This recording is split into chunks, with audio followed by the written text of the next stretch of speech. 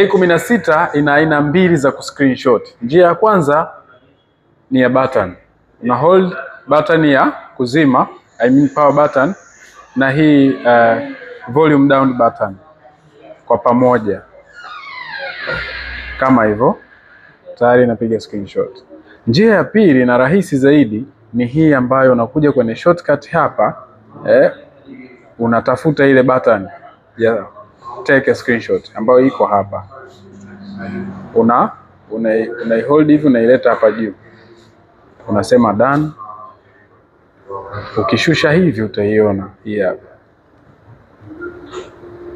Hizo ni njia mbili za kuscreenshot kwenye Galaxy A16 na baadhi ya Samsung devices nyingi sana ambazo zinatumia hizo njia mbili. Karibu sana Samsung Brand Shop, tuko hapa Posta. Tunauza simu lakini pia na vifaa mbalimbali kutoka brand namba 1 ya Samsung, zote zikiwa na warranty ya miaka 2 hadi miaka 20. Karibu.